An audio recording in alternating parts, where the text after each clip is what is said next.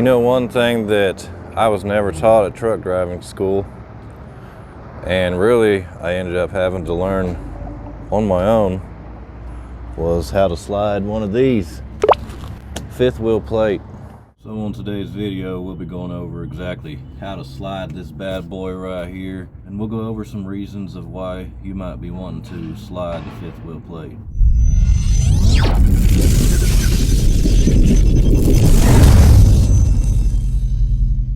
So the first step you want to do whenever you're trying to slide the fifth wheel is to go ahead and lower your landing gear.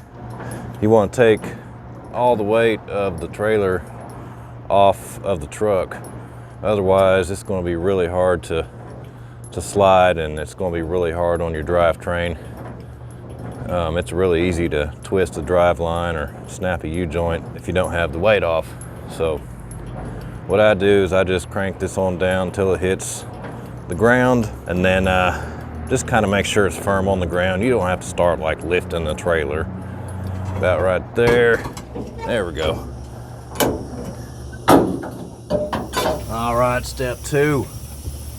Want to go ahead and come down here to the fifth wheel, and here's your track that the fifth wheel slides on. Mine has these two little, whatever you call them, that slide into the track. So whenever you slide the fifth wheel, these need to recess back. It's got two on this side, it's got two over there. Trucks are all different, like some are like this, some have 4 pins. Anyway, that's what we need to make sure gets recessed. We're up in the cab now, truck is running. We got our air pressure built up. You want to make sure you get your air pressure up to, you know, about 100. And then go ahead and press in your fifth wheel slide. If you got it, I think most of the newer trucks is going to be on there. So mine's right down here. So now we have moved the switch for the fifth wheel lock. Now we got to go back to the ground and make sure, you gotta make sure that it's disengaged. You don't want to just hit that switch in here and then just take off. So let's go back down to the ground, see what it did. Okay, as you can see, it went in a little bit, but not enough. Sometimes you get lucky and they just go in. And the passenger side, same way. This is the actuator that actually moves those pins. You can see it moved a little bit. It's activated by air.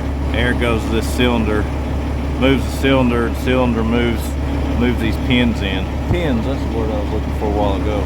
Now we gotta go back to the cab. I'll show you how you get them to go in.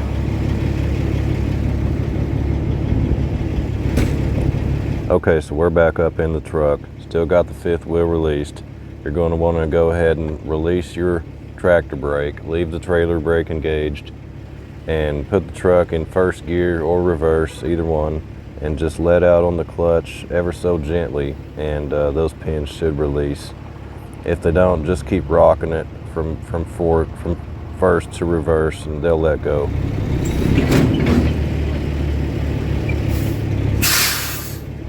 All right, so that worked. We are released on the driver's side.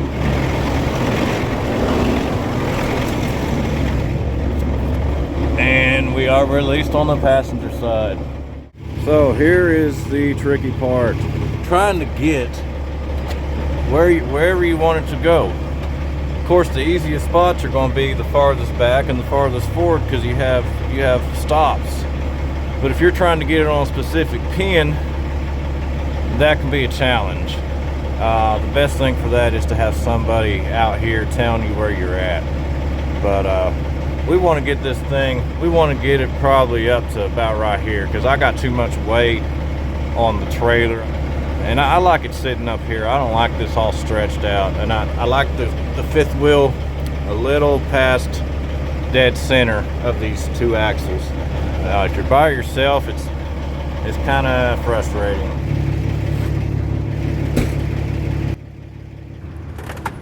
Okay, so we're back up in the truck again. We still have our tractor brake released, our trailer brake is engaged, and our fifth wheel is released. And landing gear is down on the ground. So now is when you want to go ahead and hit your airbag dump and let all the weight of that trailer off of the truck, and then you'll be able to slide that fifth wheel.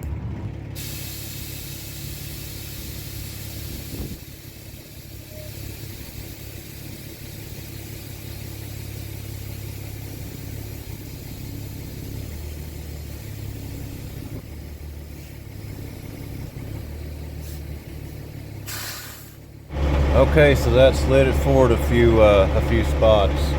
So at this point, they are right back there and back here. So we have a choice at this point. Take this thing forward to where they sit here and here, or take it backwards to where they sit here and here. I like it right there. So we're gonna back up a little bit more. So don't do like I did and forget to hit the switch for your fifth wheel slide like I did just right here.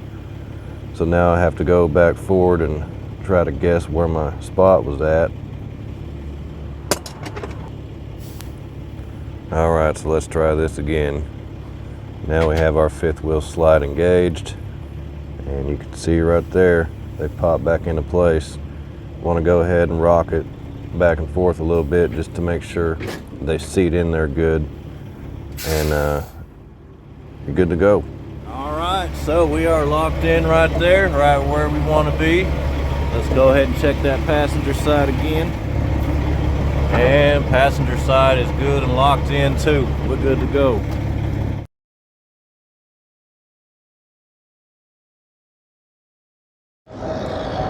Okay, so now let's go ahead and talk about some reasons you might want to slide your fifth wheel. Obviously, the main reason you're going to want to slide it is weight distribution. Farther forward you slide it, the more weight you put on the truck. Farther back you slide it, the more weight you take off of the truck. Fifth wheel slide is a good way to get your front axle set up, meaning that's kind of what dictates your front weight in a lot of ways. So say you're fully loaded and you're sitting at 11,000 pounds. Well, that's 1,000 pounds that you're not using on that front axle, so you probably want to go ahead and slide your fifth wheel forward a little bit. That way you can utilize all your weight capacity. So now let's go ahead and go over the second reason you would slide it, and that is clearance issues. Your clearance is going to be dictated by two different things.